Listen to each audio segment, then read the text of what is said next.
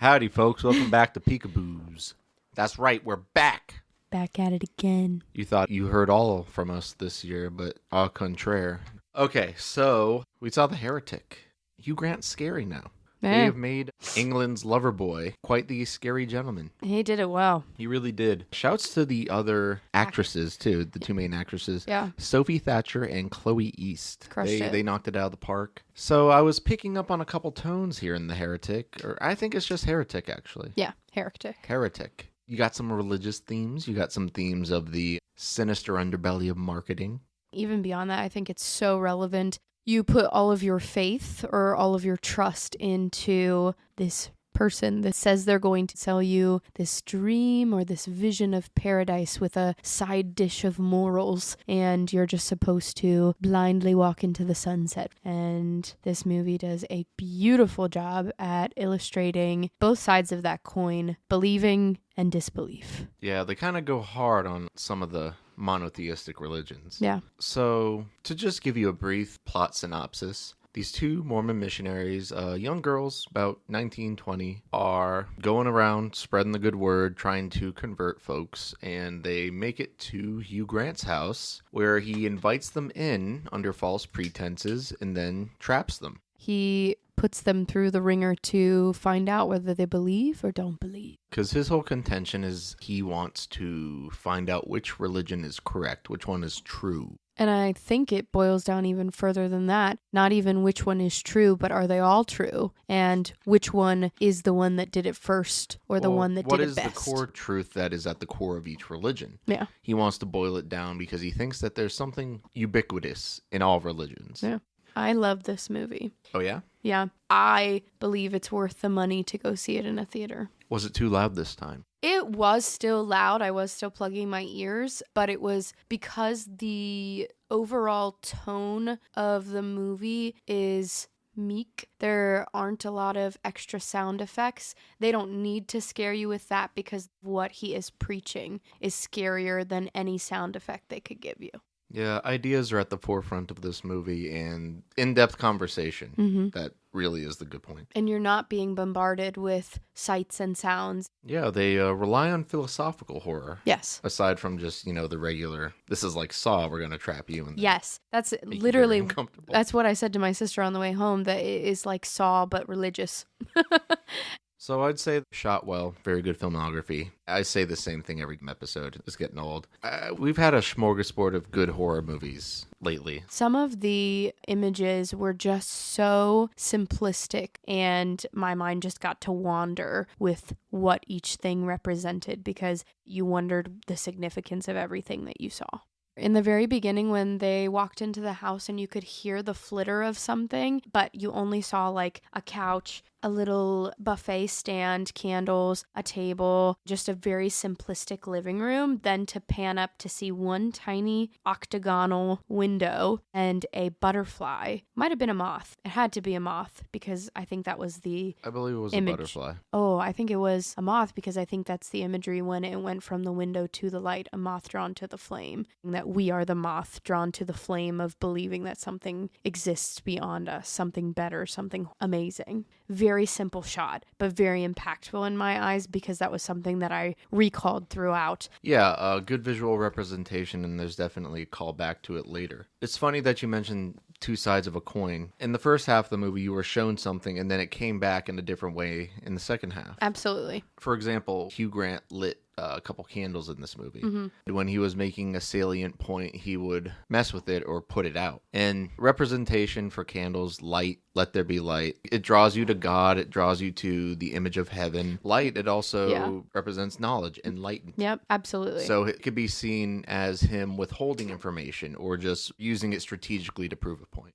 In movies like this, there are usually a lot of layers, and you'd have to probably see it a couple different times to really dig into them. And that's what I love most about this movie is that when I go back to rewatch this, knowing what I know now, I'll be able to pick up things that I didn't see before and might have a deeper meaning. That is most certainly the fun of a movie like this. Yeah. Just turning over the philosophical argument of, is God real? Our religion's just trying to sell a bill of goods to you. Another large theme in this movie is marketing. One of the examples that Mr. Reed, Hugh Grant's character, goes into is that of Monopoly. No. Monopoly was adapted from a game that was very similar, and then it was rebranded as Monopoly. The idea was sold. Landlords, I think is what it Yeah, called. Landlords was probably the original game. That is my favorite scene in the entire movie, is the Monopoly scene. Yeah, where he stacks up the Torah, the Bible, and then the Quran, saying that, hey, these are the same essential idea. We're just making a new branding for them each time. And then he lays them next to the Monopoly Monopoly games.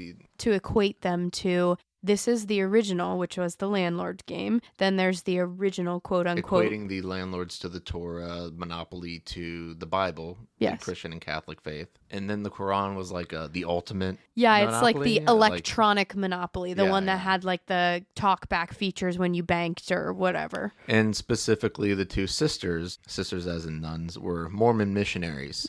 He's like, okay, here's what Mormon is. It's the local gimmick version. Yeah, he said, can I please borrow your book, dear? And then he put it on top of the Bible and he said, this is where you all stack up.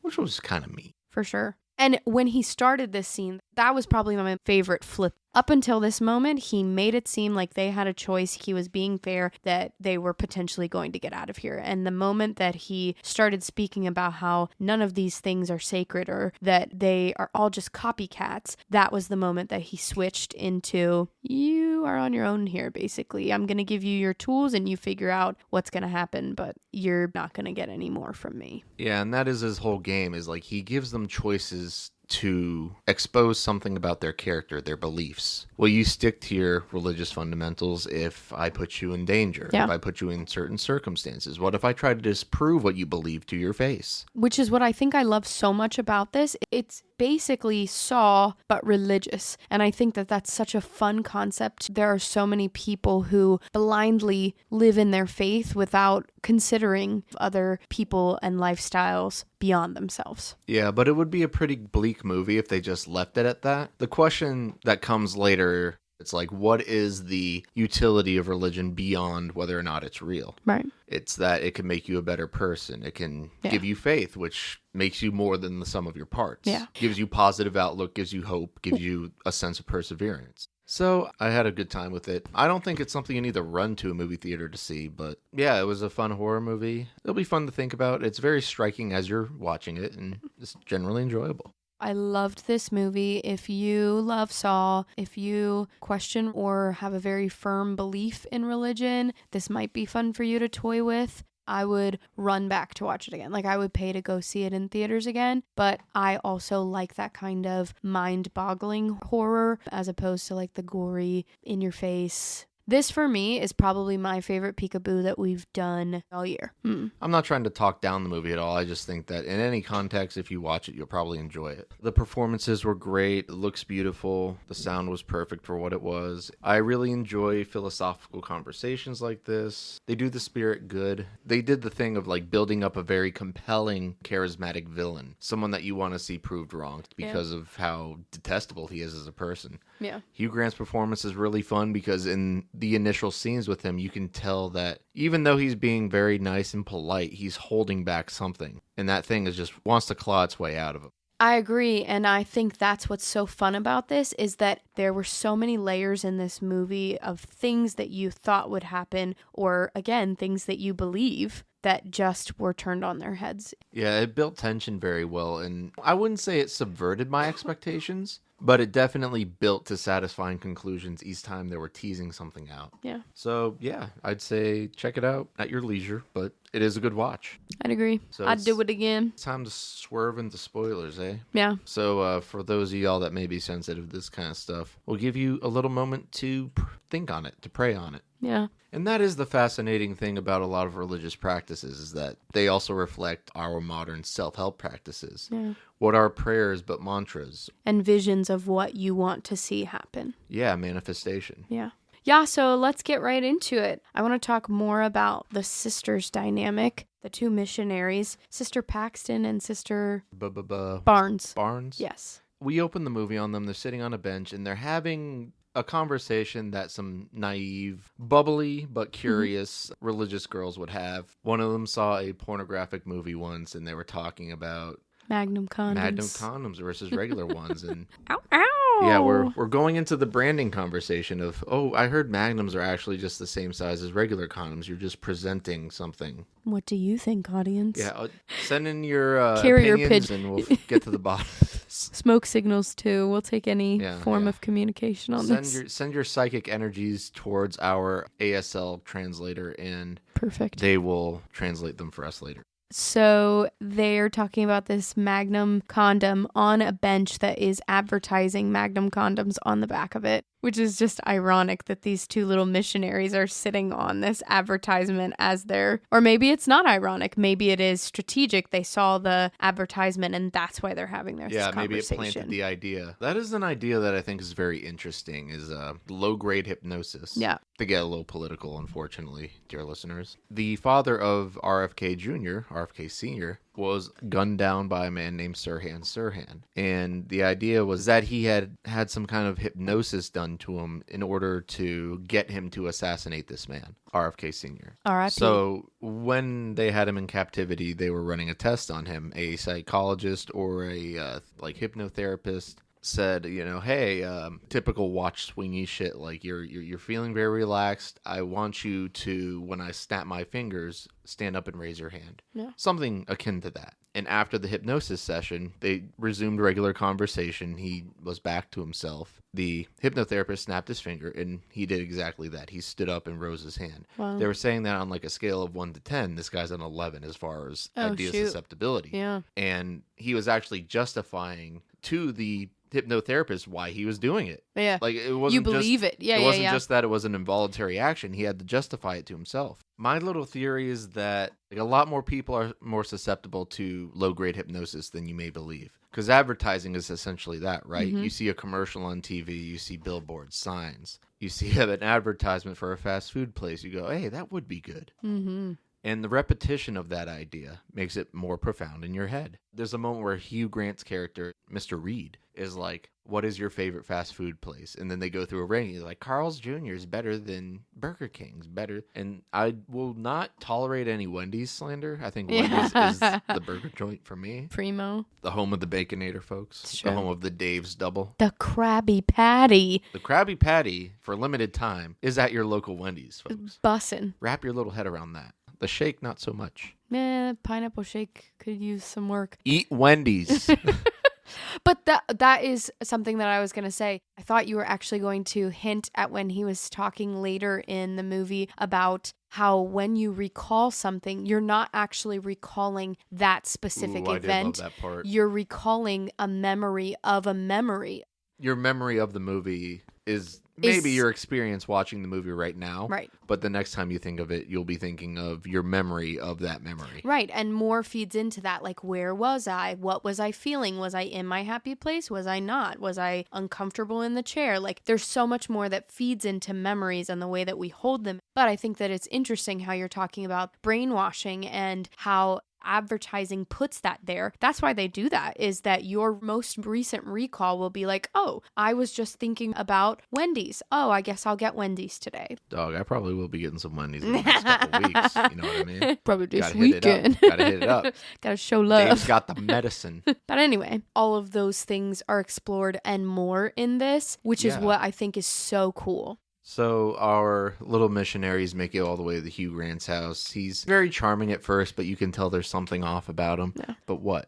He's very well spoken. He's inviting. He's charismatic. He's like, hey, my wife is in the other room, so you can come in. You know, they have their little religious tenets. A woman has to be present for us to be present in the home. Well, and they start with, oh, do you have a roommate home? And he goes, no, I don't have a roommate, but I do have a wife. And they're like, oh, he's funny. He's charismatic. He's got a wife. We'll come inside. He's got a little bit of a jokey side. Yeah. And it's kind of cringe. Yeah. You as an audience member, you're like, I wouldn't really trust this guy. Are they that truly naive that they can walk in anywhere? I don't know. I just would never do that as a woman going door to door. But they're also young. I mean, they've been protected and shielded by the church, and they see the better in people just because of their religious beliefs. So they give him the benefit of the doubt that he's a good person. They decide to just, take his word and go inside and have a talk with him about his religious beliefs to hopefully convert him to the Mormon church, to baptize him. Yes, so they get themselves inside and they start to have what seems normal conversation. Like I said, they pan around the room and they show you his minimal house that looks very quaint. It's minimal yet cozy, and you think, this looks like somebody could live here, and you feel at ease until they get probably about 4 or 5 minutes into their conversation, and then you're like, And he starts dropping some troubling things into their conversation. Mm-hmm. He confronts them about their philosophy on polygamy. Not a very appropriate conversation to have with young girls when you were supposedly married. Yeah, that was the first scary moment. You're like, oh gosh, is this going to be worse than I think it is? Yeah, I didn't want this to turn down an angle where he's like keeping a bunch of like wives. Well, I mean, they're not... Not to get too far ahead of ourselves. The first big thing he drops is that polygamy thing. He goes, ladies, I want to ask you an uncomfortable question. And then basically tells them the theories of why he thinks that polygamy was scrubbed from the Mormon religion. He basically said that Joseph Smith had his infidelities, and then they added polygamy into the Mormon religion so that he wouldn't be looked upon as a creep. And he believes that to be a man-made choice, not a divine intervention. Yeah, one of his arguments is that man is in fact corruptible. How do you know that man, as the conduit for God's word, doesn't inherently get it wrong? And that is part of his argument. It's like, it's horrifying if God creates people that are homosexual, for example, and then also teaches people to hate them for the way he made them. Yeah. That's horrifying. The other hand, if he's not real, and this is all just, random chance that we've evolved in this way, there's no one tending the light at the end of the tunnel, that is also in and of itself horrifying. No one's watching for us. No one's looking out for us. We were a weird aberration of evolution. Side note, we love the alphabet mafia, so know that we weren't specifying you. It was an example used in the movie. Yeah. We love our LBGTQ IA plus. IA plus. IA plus? Yeah. We're getting there. We're getting to the full alphabet. Full alphabet. That's why I said alphabet mafia. Alphabet mob is like the good term for it. Mafia. It's kind of fun. Yeah. Anyway, so as their conversation goes on, they sit there and they're having uncomfortable moments, but nothing has verged on the edge of, gosh, we're never getting out of here. Hugh Grant's creeped back into a back room a couple times. He promised them a pie. He says his wife is making it. He says his wife is making it. She's shy. She doesn't want to come out right now. Let's just continue with our conversation. This happens a couple times before they start getting very uncomfortable. Right. He goes back to check on the pie. He says, okay, I'm going to finally see if the pie's ready and bring her out. And at that moment, Sister Barnes wonders, since the candle that was sitting on the table the entire time has been snuffed out. And she gets a little bit of an intuition based on their strange conversations, and she turns the candle around to find that it's a blueberry pie candle. Yeah. There probably is not a pie cooking. Correct. And so the horror is then the realization that there is no pie, there is no woman. I do want to go back and just mention something, though. The implanting of an idea that subconsciously becomes something more in your head.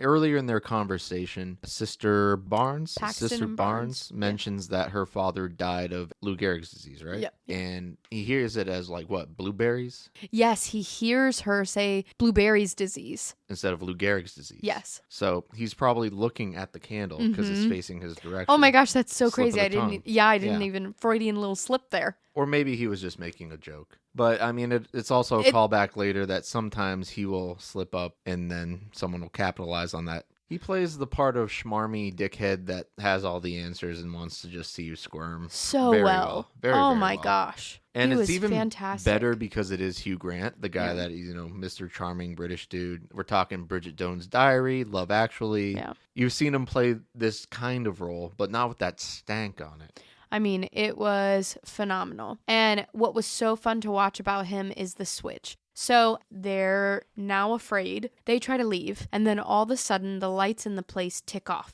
They're on some kind of timer. It just looks like an old-timey dimmer switch. Don't they have that in nursing homes and like common rooms? They'll have like lights set to a timer. Yeah, they used to. It's clear that like he's modified his house to be. Yeah, it's definitely old technology though. But the lights go off, and so now these two girls have to make a choice. They can't go out the front door. They aren't getting any reception. All of the windows are too small. Like I said, it's a very minimal room, so there's no way of escape except for the hallway. It's very much just a sitting room. Yeah. And that leads into a very large, narrow hallway. They try the front door. It's locked. It won't budge. There's like no keyhole. There's nothing to touch or depress on it. And they decide that we have to go figure out where this dude is and then actually ask him how we can get out of here. Yeah. And they're terrified to do this. They sell fear really well. Yeah, they do. Actresses. They're really good. And they fed off each other very well, too. Like, I believed their interactions to be genuine. Their dynamic. And so they go back to this hallway. Obviously, everything is still in the dark. This is playing in his favor.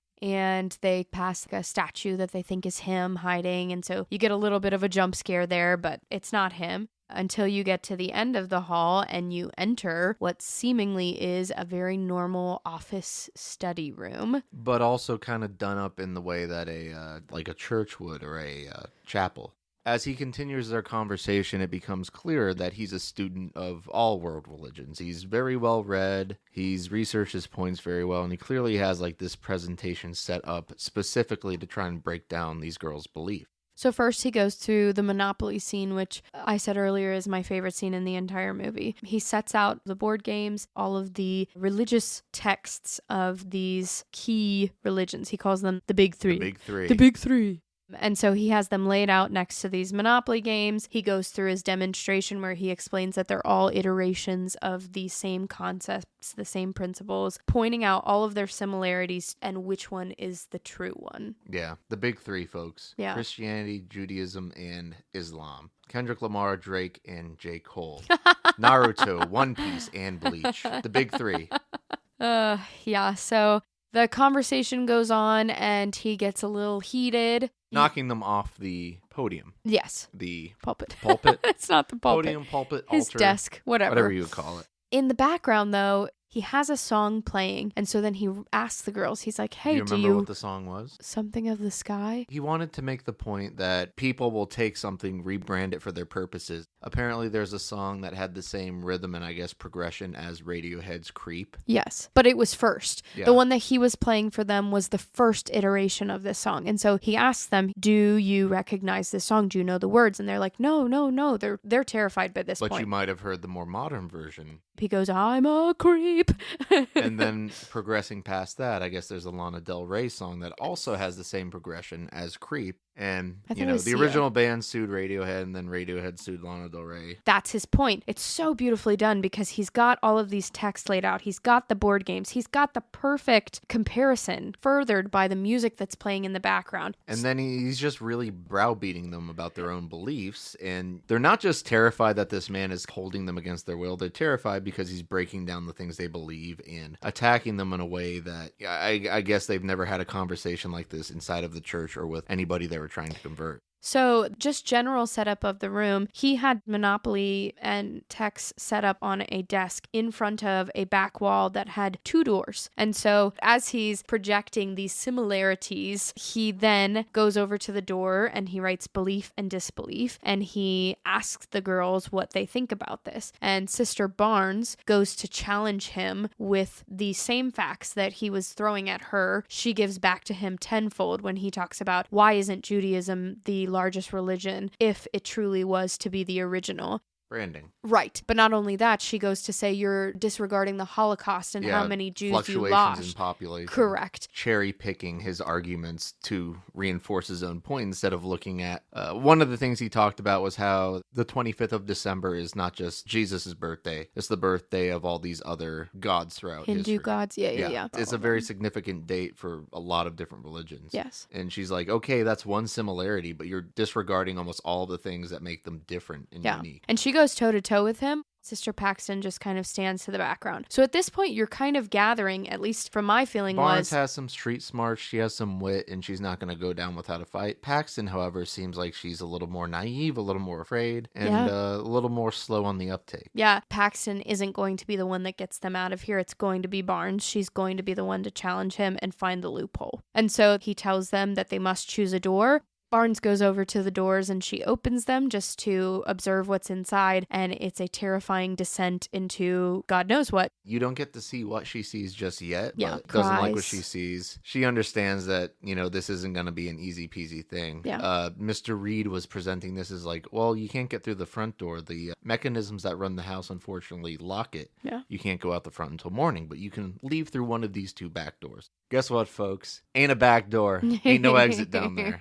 So after these conversations, they take 2 very different routes. Sister Barnes resolves that she won't let this man shake her beliefs, even if they may not be entirely correct. She is still a person who was formed with this belief. She's not going to abandon them because of some prodding. Sister Paxton, however, goes over to the disbelief door. She's like, this is clearly what he wants of us. He wants to dissuade us from our beliefs and prove that, we're misinformed. He's smarter than us. She just wants to get out of this situation. I think So it's she's willing to throw away her belief because of it. Barnes thinks she's outsmarted him. I think that she perceives him to be smart enough to know that they'd pick disbelief to get to the outside. Not necessarily that they don't believe anymore, but to just try to They want to escape. They want to live. That he wouldn't just make it that easy for them. Yeah, you could dissect it a couple of different ways. Yeah. Because the idea is like, what does he want of you and what would help you most in this situation? And spoiler alert, they both lead down to the same room. It doesn't matter which one you pick. Because you could describe like that little dungeon area at the bottom of the stairs as metaphorical death, enslavement, trapment. And it doesn't matter whether you're a believer or not. I thought that was a fun... You can't escape the reality of death. Exactly. I thought that was a fun... Like, no matter which road you go, whether you go down the road of morals and praying and believing, or if you are an atheist your whole life, you're going to end up in the same spot. Yeah. And I may be reading into this a little too much, but there turns out to be a trapdoor. But which option is the trapdoor behind? Disbelief. And it is disbelief that they get their item through, too. There's a point where their youth minister, I don't know what to call him, Let's the just overseer call him the at overseer. their church, sees that the 2 girls have not yet returned from their little mission, and he goes out to find them checking on the doors that they supposedly had already knocked on. Yeah. And I didn't pick this up. That was Topher Grace. Oh. Yeah, dumbass. Yeah, I didn't even... Eric Foreman himself, folks. David Duke himself. That's mean. He didn't like playing that role. Anyway, so they are now stuck in this because as they go through the door of belief, he closed the door behind them and they slowly make their descent in darkness to the bottom, which is just even more fun waiting to happen. I like all the parallels they do with Mr. Reed and the devil. Oh, yeah. He's not actually supposed to be the devil, but metaphorical evil. The devil presents you a choice, and the choice is meant to deceive. Yep. The Joker in The Dark Knight was presented the same way. He presents you a choice, and there are no-win situations. There's also the expression that the devil enters rooms through corners, and there are a lot of corners in his house, especially in the little... pit. In the pit, yes, but also in the little chapel area, too. Very angular room. After the girls make it to the bottom and they're on this cement flooring, you can hear through an old phonograph system. He's rigged a record player to play through these tubes into this room, and he starts playing Creep. And way to rub it in, you asshole. Yeah, right. You made your bed, and now you're in the next iteration, next level of my hell, basically. Yeah. They know what they're doing with that, too. They flashed an image of Dante's Inferno, the 9 layers of hell. Yeah. And there are a couple of other fun examples of rebranding. At some point he says, with great power comes great responsibility. Sister Paxton goes, Spider-Man. He goes, no, Voltaire. Yeah. Later on, he presents Sister Paxton another situation that seems to be an unwinnable test. She makes her choice to continue forward, and she says the only way out is through. And he says Frost, and then she says, no, Swamp Thing. Which is so fun because I think that's such a powerful message to our society that we do that all the time, and the rebranding of things, Swamp Thing and Frost have zero in common minus those words, you know? But it's also just, what do these narratives mean to us? Yeah. The story of Joseph Smith is important to her, but she also enjoys reading comic books. Yeah. She gathers strength from those stories. You take from it whatever you want. You can be pessimistic about religion and dive into it too deeply and not see the fundamental good that it's trying to spread. So let's get into the nitty gritty. They're listening to the song Creep being played over the phonograph tubing system into the pit. He is documenting every instance that is happening from this moment on with a timestamp. Girls enter basement, timestamp. Girls find audio system, timestamp. It drives home a couple of different things. He's conducting an experiment. Yeah. And he's meticulous with his planning. What is the depth of this observation? While both girls think that they have a moment in private at the very bottom of this dungeon. Again, it is Barnes who says he's observing us. Any moment from this point on, we need to challenge him because otherwise he will get gratification and get closer to not needing us. Yeah, we have to combat him ideologically. Yeah, they win. have to outthink him. They have to be creative. Yeah, because they can't beat him physically. They know they can't. One of them has taken a sharp letter opener and stashed it in a pocket. Barnes gives it to Paxton, and she says, don't use it until I give you a code word, magic underwear. Mm-hmm. That's a Mormon thing. Yeah. If you didn't know. Yeah, they have it. Get educated. Get edulated. So he is on the phonograph system talking to them, and he can hear them and they can hear him. And so he is playing God, the voice from above, speaking to you in your darkest hour. That is a good observation. Yeah. He says, what can I do to prove to you that the afterlife does or does not exist? Yeah. He sends out the shambling ghoul, for lack of a better term. She is just decrepit. You see this thing coming in, you're like, oh God, is this his quote-unquote wife? Yeah. She's carrying the blueberry pie. The pie was real. At some point when they were still upstairs, he looked at them and he goes, now, you're going to either believe that behind one of those doors is my wife with a blueberry pie, or you're not going to believe, and you're going to be in disbelief when you find this bitch. So what he says to them is that this woman is going to eat the pie. He included the, nightshade and hemlock or some shit in there. She's going to die, and then she'll come back to life miraculously. She will be reborn, and then she will tell us what she saw in the afterlife. Yeah. Pie. She eats the pie, and then dies. She keels the fuck over. He says, feel her pulse, feel her pulse. Check and see that she's really dead. She will be back. And so the doorbell rings. The girls think that they have this moment, but what you don't know is this has all been part of his plan. Anticipating, I guess, someone coming to look for the two missionaries. He goes to the front door. The two girls go to the top of the stairs in the dungeon, seeing out through 2 inches worth of gap at the bottom of the floor. At the disbelief door. They see from when he knocked over everything that was on the altar, pulpit, whatever it was, that he knocked a book of matches down. So they try to pull the carpet and grab some of these matches so they can set a fire. Hopefully, Topher Grace will see the smoke, understand something's amiss. Well, first they tried screaming, but he couldn't hear them. There are so many rooms between he and them. Yeah, homeboy's got metal in the walls. That's why there's no service there. You can't hear screams through it.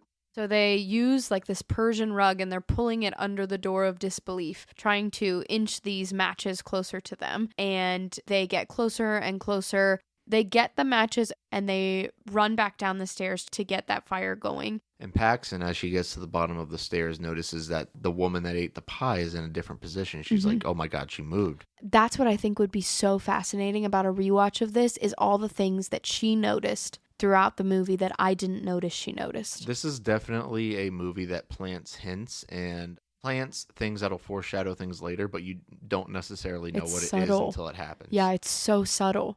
One of the very first things that happens when they get down to that basement, they stack a single chair and a single table on top of each other, and they try to go out through a window above. Mm-hmm.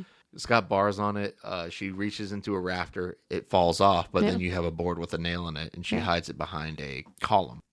As my mind's working through this, I just put together that there is a light above, symbolizing heaven, and then there's a trapdoor below, symbolizing the layers of the other place. As they're trying to light the matches, the woman from the table is no longer at the table. She gone. She is not there. She is not dead. She is gone. They get the match lit, and the woman who has eaten the pie is sitting behind Paxton, and they don't know it until she vomits all over them. Then she starts to tell them what she saw. During her brief flash of death, her going into the light, so to speak. There were clouds, a feeling of dissociation. An idea of going home is not real. It's not real. So it's the last thing she told them. Yes. So Hugh Grant comes down. He picks a match up off the floor, scrapes it perfectly, lights it, and passes it to them. He grabs her by the arm and he escorts her to the magic door under disbelief. Then he comes back down and he said, so what have you seen here, ladies? Have I not proven to you that you witnessed a miracle? Tell me what you have seen. And so they start to have a conversation, and it's mainly Barnes challenging him. I know that we didn't see what you think we saw. It wasn't a miracle. It was a magic trick. when she said magic trick, Paxton had pulled the knife out to be prepared to stab him. And we finally get to the point where Sister Barnes drops the magic underwear. So then when you hear the knife sound, you think that it is her stabbing Reed, but it is in fact Reed swiping at Barnes's throat. Yeah. So our pluckier, more street smart sister is now bleeding out. Uh-oh. And so he gets down on the ground and he's like, Paxton, if you truly believe, she will come back to life. And then he sees her scar. He took note of a scar she had earlier on her upper bicep. It's just a straight scar. And he says, oh no, I think she won't be coming back because of this. And he cuts her arm open to find a birth control, a contraceptive that you can get. Like, I think it's called Nexplanon.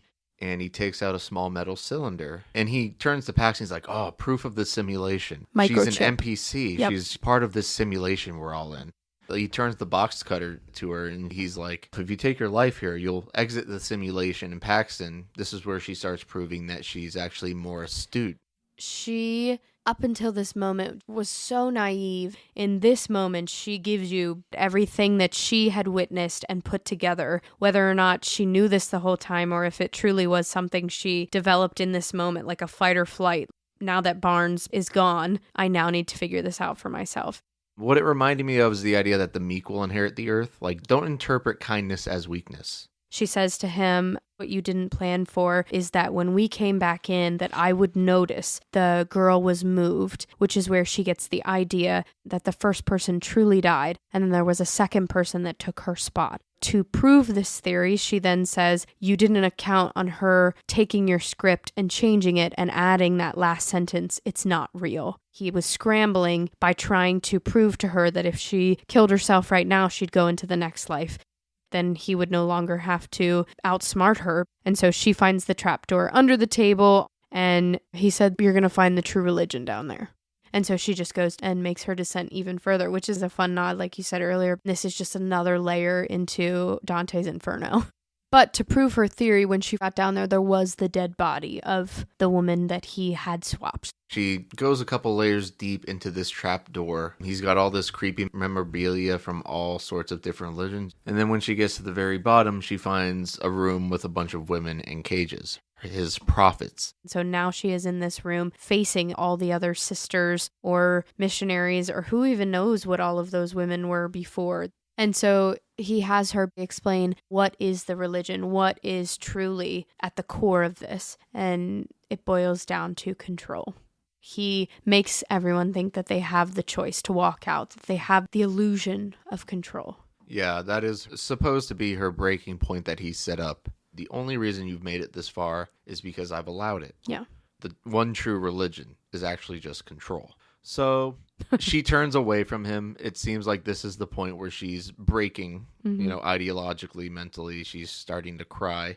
Resolute in his victory, he comes up very close to her, right over her shoulder, and he says, religion is no more real than your magic underwear. And she stabs him. He had no idea she actually had the bladder opener. She gets him in the jugular. It's a good stab. It is a good stab. She makes a mad dash, but ends up back in the pit. And so once she gets in there, he unfortunately knows this maze better than anybody else and is waiting for her in the darkness, and he stabs her.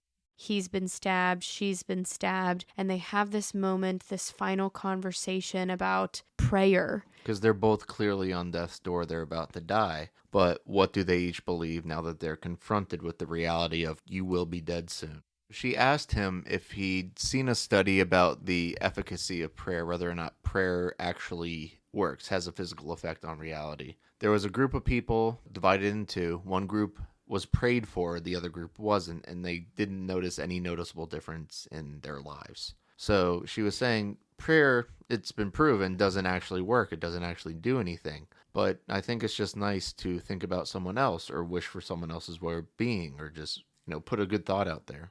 He crawls over to her, and you don't really know what his intent is. Maybe to finish her off. He kind of leans on her. Maybe he wants her to pray for him. And then he kind of steadies himself, looks her in the eye. You can see he's about to, strike with the box cutter. And bang, he gets hit in the face with that board with the 3 nails in it. Sister Barnes didn't entirely bleed out and die. She smacked that motherfucker right in the face, and then she falls over and dies. Yep.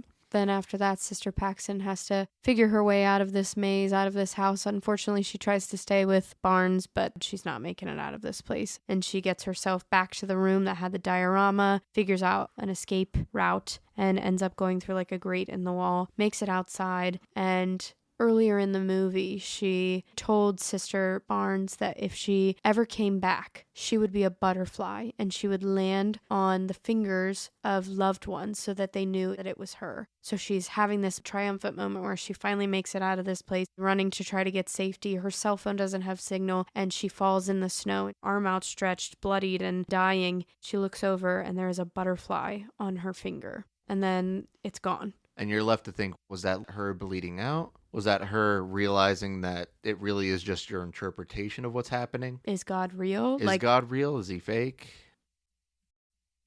The end.